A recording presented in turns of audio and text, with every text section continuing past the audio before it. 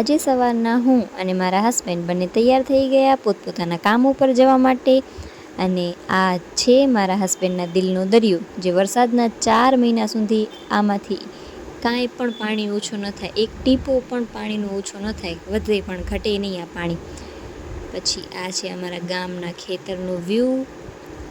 તો સવારના આવું મસ્ત નેચરલ વ્યૂ જોવા મળે એટલે મજા જ આવી જાય. ઠંડી ઠંડી હવા આવતી હોય અને બધે જ્યાં સુધી નજર પડે ત્યાં બસ ખાલી આપણને નીલો નીલો ઘાસ અથવા તો ખેતરના પાક આ જ બધું જોવા મળે. પછી હું આવી ગઈ દુકાને આવી તો આજે સવારના જે કેટલા બકવાસ કસ્ટમર આવ્યા હતા ને કે વાત જ જવા દો. એને મારા કને આ બધી વસ્તુ એને કીધું મને કોસ્મેટિક ખપે છે, મને બતાવો. બધી બતાવી, એમાંથી એક પણ ન લીધી. હવે બધી મારી બીજી વાર સાચવવી પડશે. તો પછી કરી નાખીએ મેં આખા ખાનાની સફાઈ, બધી વસ્તુઓ કાઢી નાખી. પછી એને બરાબર સાફ કર્યો.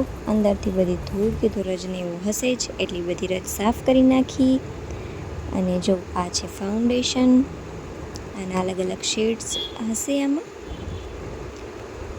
તો એને ગોઠવતી હતી હું કે તો મસ્ત રીતે ગોઠવીને રાખું એટલે કસ્ટમરને દેખાય પણ.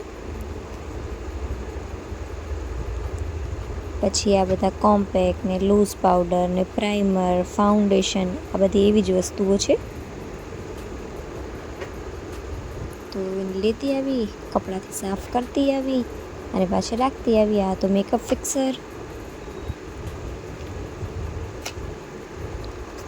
આ મસ્ત તો આ છે હાઇલાઇટર, અને પેકિંગ એટલી મસ્ત છે ને કે વાત જ જવાતું. જુઓ, એક બ્રશ પણ આવે અને હાઇલાઇટર. આના 3 થી 4 શેડ છે, બધા અલગ અલગ.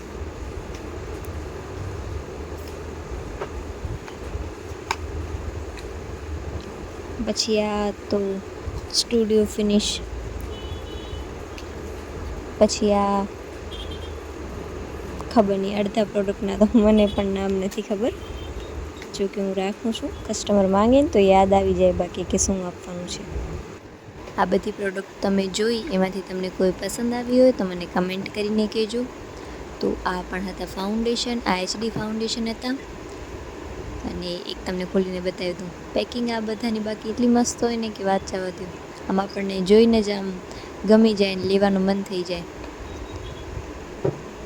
પછી બધા ફાઉન્ડેશન મેં ભેગા રાખી દીધા, એટલે પછી ક્યારેક કોઈક શેડ માંગે તો ફટાફટ મળી જાય. પછી આ તો લૂઝ પાવડર, આમાં પણ અલગ અલગ શેડ હતા. આમાં નંબર પણ આપેલા હતા, નંબરના હિસાબેથી વધારે આલે.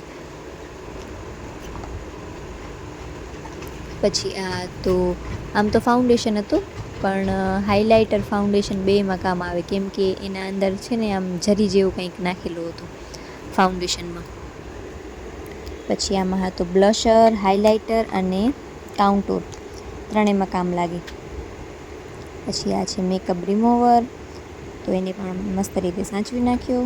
પછી આ તો મેકઅપ ફિક્સર, એ પણ રાખી દીધું. મેકઅપ પહેલાં જે મેકઅપ ફિક્સર રાખ્યો હતો એની બાજુમાં. આ છે ઓઇલ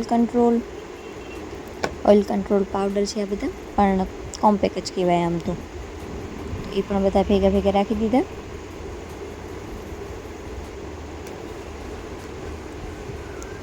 પછી આ તમને પહેલાં બતાવ્યો હતો એ અલગ અલગ શેડ્સમાં છે એ બધા, એટલે રાખતી આવી ફટાફટ સાફ કરીને. પછી આ હતો કોમ્પેક્ટ,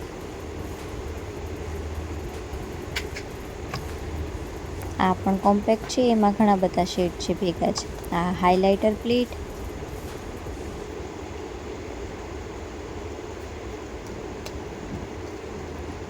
એ હાઇલાઇટર જ હતા, તો એ 3ને ભેગા રાખી દીધા.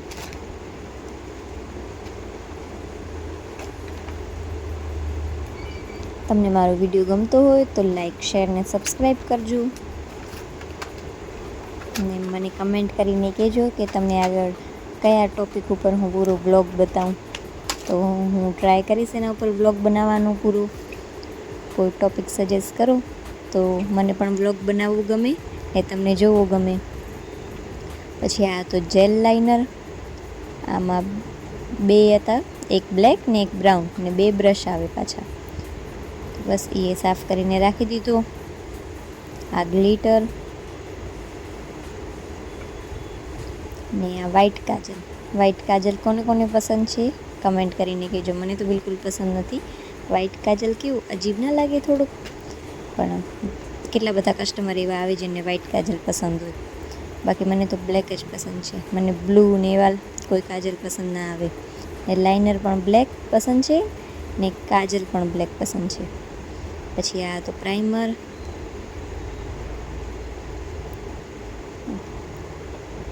પછી રાખી દીધો. આ તે વિટામિન ઈની કેપ્સ્યુલ હેર માટેની.